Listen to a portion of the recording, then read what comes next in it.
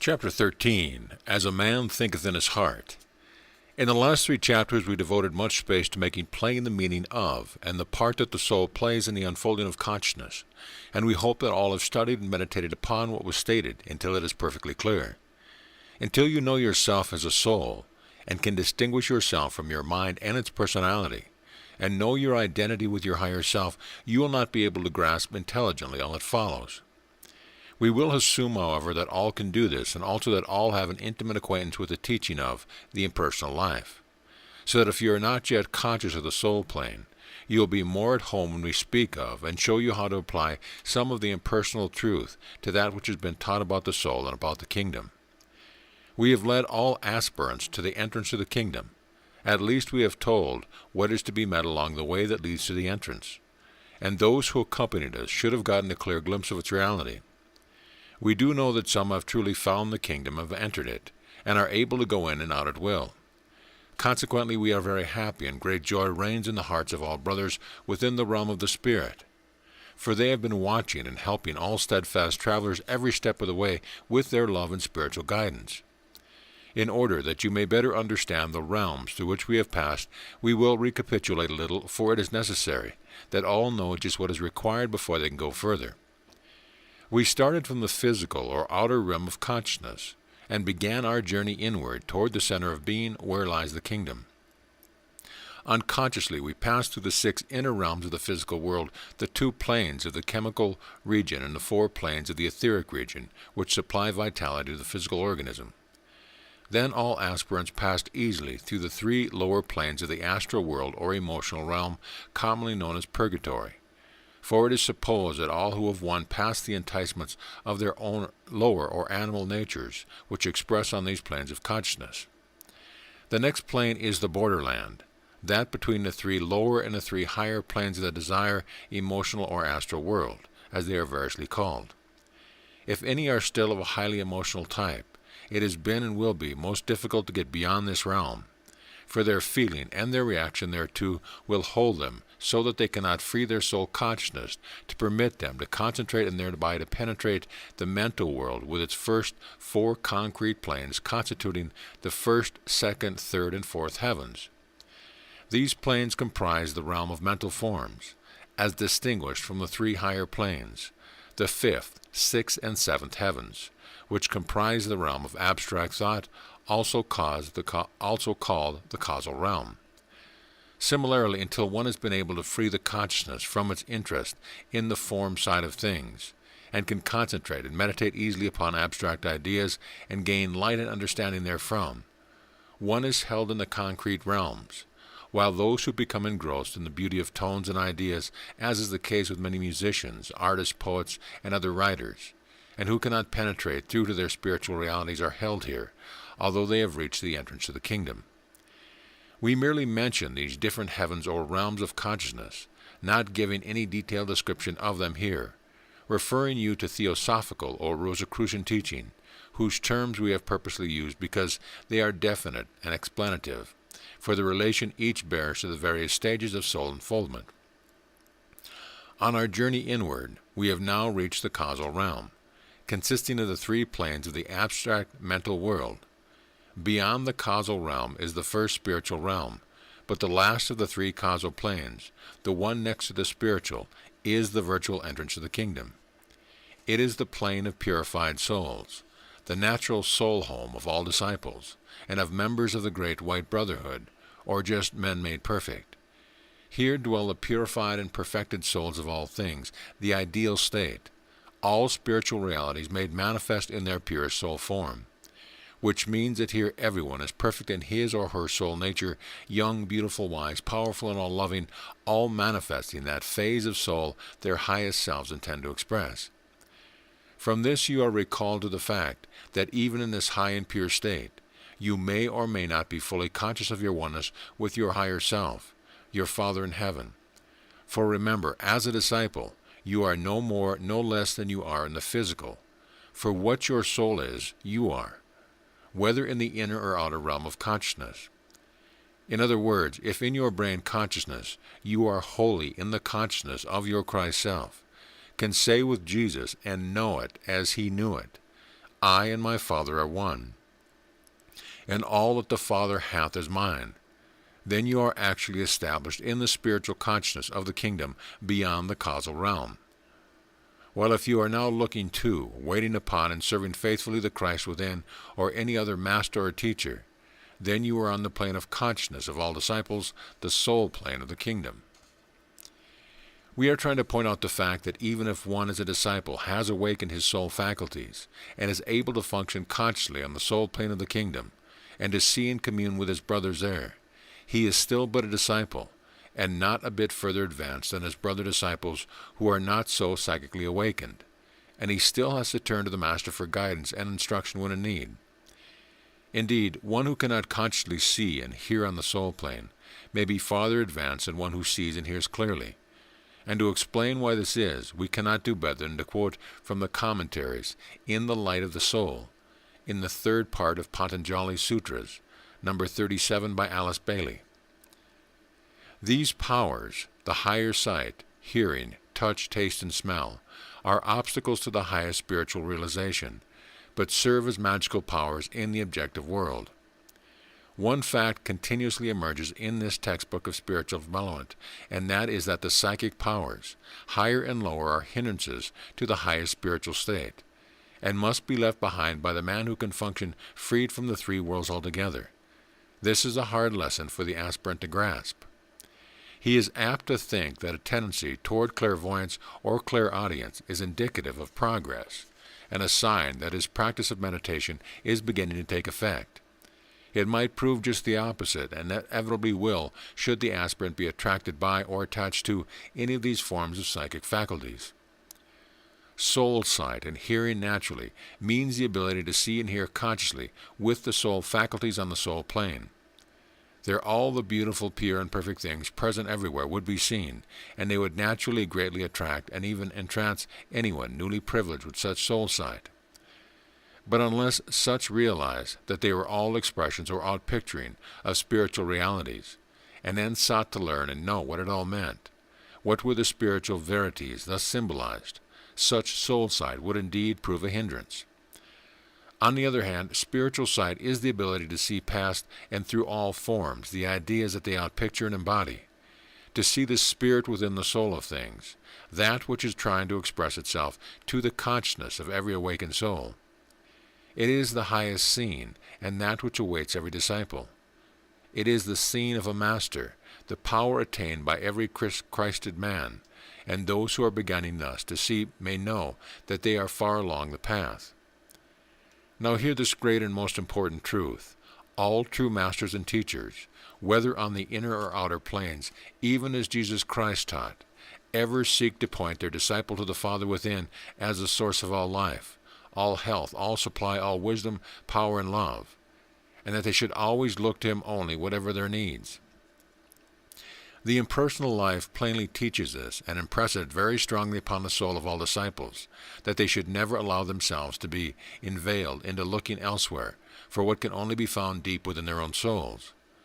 You have been shown that in disciples, the higher or Christ self, a Son of God, actually a conscious center of God's consciousness, resides in and rules the soul, and is the one master for that soul. And while there may be many teachers and other masters higher than the soul in its present understanding, yet always within is the one, its Christ self, its Father in heaven, who is its supreme teacher and master, and to whom it ever must turn for its final authority and guidance. This will obtain not only on the soul plane, but on all planes in the spiritual realm until the final union of consciousness with God's consciousness is gained. Therefore, all who now recognize and accept this great truth will never become enamored with the wonders and beauties of the soul realm when they awaken to its consciousness, where life is a pure joy and where the perfection of all things is perceived and fully appreciated by every soul there. But they will press on to a goal of a high calling of God in Christ Jesus, the heritage of every Son of God. The great secret. In the preceding chapter, we promised to make clear the practical use of the law of services, showing how in it's hidden the secret of attaining success, prosperity, health, happiness, and oneness with the Father. In it we indicated, but not in these actual words, that our present financial condition is the result of our thinking and holding uppermost in our consciousness the things we believe are so. At this time we wish to state that all things now manifesting in our lives, in our bodies and our circumstances, are the result of our believing and thus holding in consciousness the ideas that gave them birth. Meditate earnestly on these words and try to get their deep significance, for in them lies the secret of all success in any line of endeavor. First we will state the law. All manifest things are the result of thinking and holding in consciousness what we believe is so.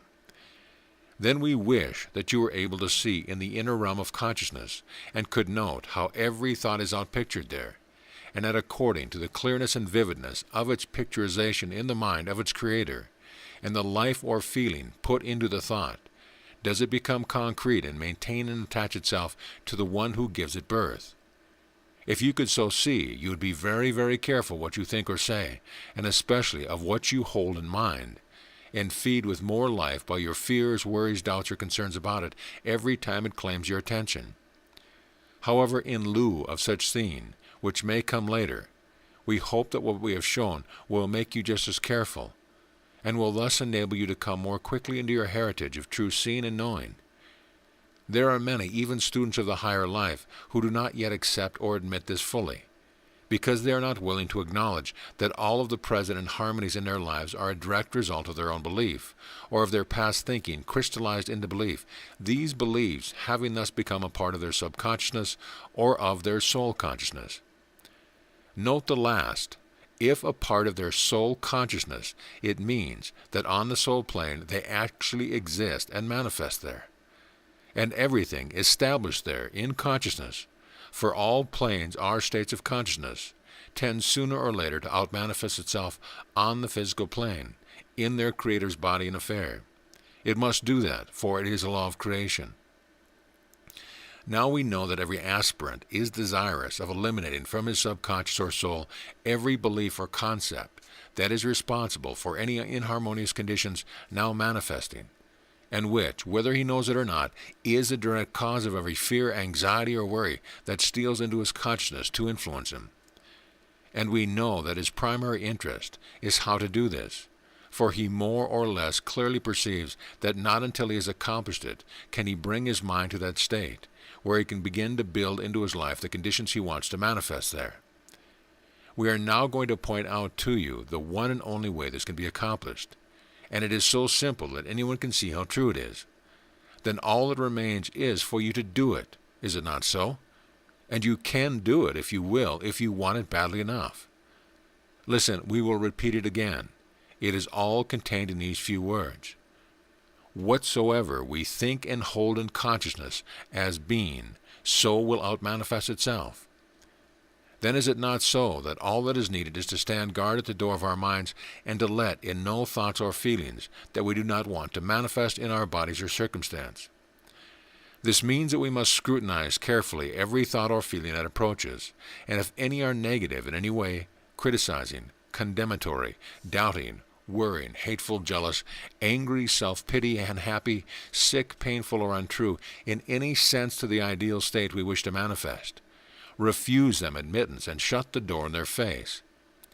And it should not be necessary to state that voicing such thoughts definitely and speedily outmanifests them, for the spoken word is far more potent than the thought and makes it live, once sent forth on the breath.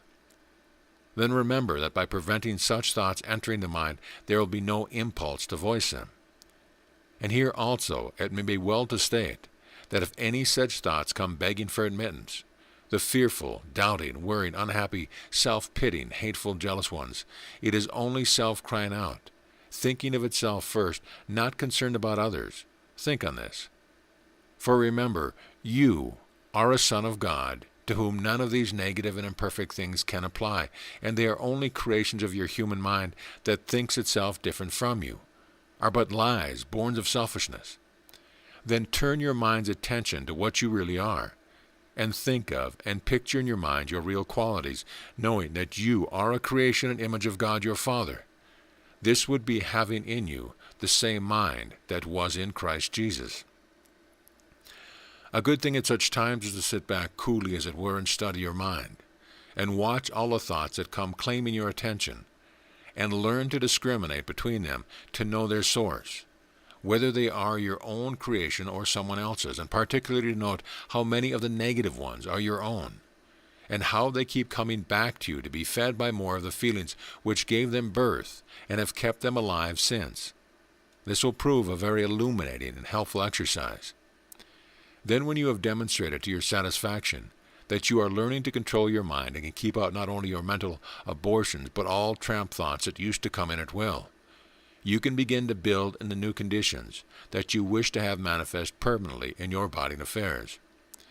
This will entail calling to your assistance a loving one within, if you have not called on him before. For now you want to begin thinking only his thoughts, and to let his love motivate and vitalize every one of them, so that they may be worthy and acceptable in the Father's light. Here the real joy of your efforts will begin to be felt, for the Master will give definite evidence of his cooperation by inspiring you with thoughts and ideas that you will know are from him, and you will happily follow the suggestions they contain.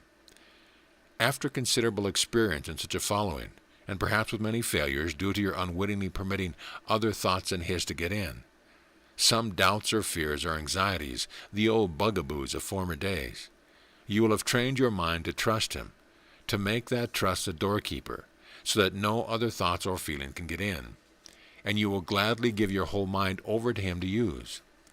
From then on it makes no difference what you do, so long as it is what he wills you to do, and you do that gladly, for he every day now proves that he knows best, that he can enable you to do all things and can supply all things necessary.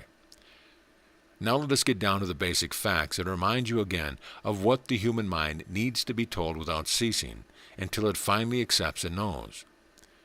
Who are you? You are a soul, a center of the Father's consciousness, that now knows its oneness with his consciousness. And you are now trying to teach your human mind that it is a center of your consciousness and one with you, who are one with the Father's consciousness. Being thus a center of his consciousness, which always thinks and knows only beauty, goodness, and perfection, the way to let his beauty, goodness, and perfection out-manifest is to yield your consciousness over wholly to him, so that no thoughts ever enter your mind that are not all beautiful, all good, and all perfect. Then there will naturally be nothing to hinder your seeing with his eyes, being in his consciousness, and knowing with his understanding what he has had in store for you from the beginning. That is, there is nothing whatever then to prevent your own good from coming through speedily into manifestation. Hence, there can be no greater success in life than such letting go of all your own personal ideas and opinions, and abiding in your Father's consciousness, so that your highest good, which is planned for all of his children, who are able to give up self and the lie of separation, can come forth and be in the outer, even as already is in the kingdom. And that good naturally includes real prosperity, the most perfect health, and the purest happiness. Can you not see that this must be so, when your mind becomes a center in which nothing out of harmony with divine mind can enter? Then such a mind is a center into which must pour continuously the rich, healthy, loving consciousness of God himself. Likewise, you can then see how, when such consciousness enters, love and its law of service automatically rule, and how success and happiness must naturally follow, for harmony then out-manifests, and that means harmony in every department of life.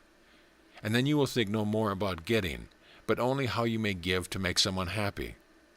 And you will be no longer concerned about prosperity, health, or happiness for self, for you know that as you give yourself, your mind and heart fully to the Father for his use, he will provide everything necessary to enable you to do the work he gives you to do. Tithing, it will be no more, for you gladly give all to him, all that you have, all that you are, and all that you hope to be. Think this over all carefully, a sentence at a time, until you get fixed in your consciousness the wonderful truth here shown. It is all definitely confirmed in these words: As a man thinketh in his heart, so is he. Also in these, if ye abide in me, in his consciousness, and let my words abide in you. Think only his thoughts, and hold them unwaveringly in consciousness, that is, believe them. Ye shall ask what ye will, and it will be done unto you. You need not even ask. They will automatically outmanifest for you whenever there is a need. Therefore, dear ones, watch carefully your thinking, especially the thoughts that you carry around in your heart about those closest to you, about your business, your job, your health, or any condition in which you find yourself. These thoughts should be always and only positive, optimistic, self-confident, happy, kindly, fearless, seeing only the good in everything, and absolutely trusting in your Father to bring to you your highest good. For such are His thoughts for you, and what He purposes for you. And anything less in quality or quantity you may know are of self, are separative, and have no part in His consciousness. End of chapter.